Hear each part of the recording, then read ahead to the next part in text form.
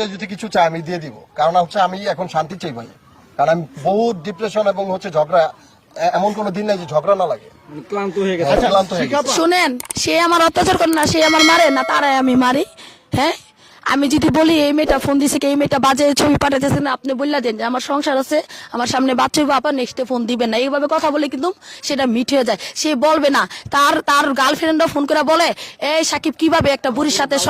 অবশ্যই অবশ্যই অবশ্যই শুনেন ভাইয়া, আমি সংসার কইরা আমি আমার হাজবেন্ডের নামে তো মিথ্যা কথা বলবো না। ঠিক আছে, যে কোনো লোক ফোন দিলেই, ধরেন আপনি একটা মেয়ের পিক লাগায় ফোন দিচ্ছেন, ওর মাথা নগদ হ্যাঙ্গে, এটা মিথ্যা কথা না। ওই যে আসলির সামনে সেই কথাটা সবার কাছে বলছে, তারা ঘর থেকে বাইরে। আপনি প্রশ্ন করতে না না না, কিন্তু বলতে পারেন না যে ভাই আমি কথা বলবো না। না না ভাইয়া, উনি কিন্তু আগে বলছে উনার আমি ঘরে আটকে রাখছি। একটা মানুষের কি ঘরে আটকে রাখা যায়? আশেপাশে কি বাড়ি ঘর নাই?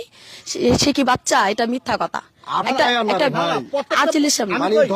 আমি বলি শিখা পাইখানা, আমি একটু বলি, একটু যোগ করি, প্রত্যেকটা পুরুষই কিন্তু তার স্ত্রীর আঁচল নিচেই থাকে, এটা আপনি জানেন?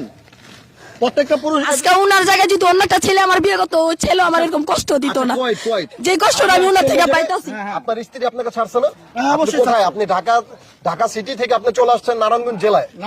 এখানে কি আপনার স্ত্রীর সাথে আসছে? উনার প্রতি উনার স্ত্রীর বিশ্বাস আছে। উনার স্ত্রীর উনি কোনোদিন মিডিয়ার জগতে যায় বলে নাই বুড়ি। উনার বান্ধবীরা উনার ওই স্ত্রীরা ফোন করে বলে নেই যে আপনার বউটা বুড়ি, আপনি প্রতিবাদ করে নেই। আপনার বান্ধবীরা যখন আমার বুড়ি বলে, আমার যখন কথা বলে, তখন আমার ভিতরে হাত লাগে, তখন বলেন ওর আমার খুব কাছের একটা মানুষ। তখন আপনি বলেন না, আমি যখন ভয়েস গুলা শুনি তখন আমার হাত লাগে। আমি ইংলিশে পড়তে পাই না।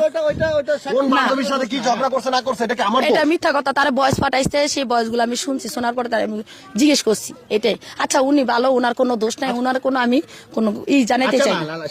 আমি একটু বলি, এখানে আমি একটু যোগ করি। সাকিব ভাই, আমরা যখন এখানে আসছি, আসার পরে সাকিব ভাই আমাদেরকে যেমনটি বলেছে যে একটি মনিটাইজ করা পেজ আপনি দাবি করেছেন এবং তিনি সেই পেজটি আপনাকে মানে দিয়ে দিবে।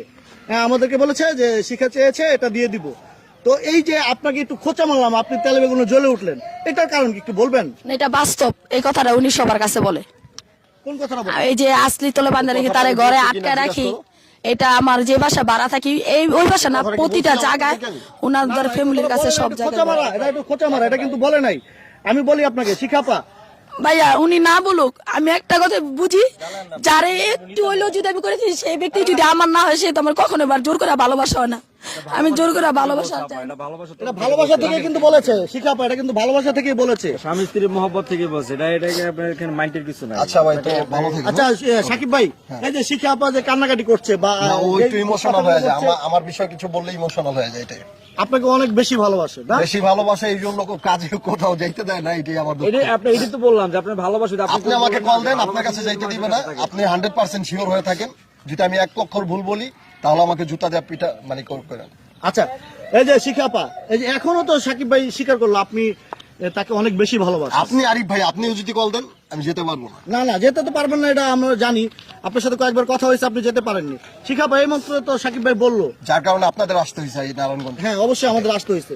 তো এখন আপনি কি বলবেন বলেন? এখন তো আপনার প্রশংসা করলো, উনি ভালো আমি খারাপ। এখন হাসবেন না ভাই? আমি এক কথাই বলে দিছি না, এখন হাসবেন না আপনি? শিখাপা এদিকে তাকান। আপনি একটু আগে হাসছেন, কত সুন্দর লাগছে আপনাকে। একটু আগে হাসলেন না আপনি? হ্যাঁ, মিষ্টি খাওয়াইছেন? এই যে সাকিব ভাই যে মিষ্টি বাড়ি করতেছেন, সাকিবকে মিষ্টি খাওয়াইছেন? হ্যাঁ, খাওয়ান নাই? বেবি হইলে বেবি হইলে হ্যাঁ, কয় মাস পর্যন্ত কি মিষ্টি খাওয়াইবেন? এদিকে তাকান। আমি ওর রোগটা বলি, একটু খোঁচা দিবেন না? একটু খোঁচা দিলে পুরো ফায়ার মারে, যে আপনার মোবাইল ভেঙে ফেলবে।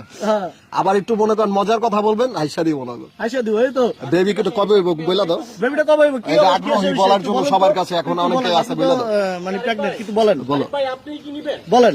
2 মাসের উপরে চলতেছে। 2 মাসের উপরে চলতেছে। এখন আপনি মানে রীতিমতো আপনি কি চেকআপ টেকআপ করাচ্ছেন কিনা?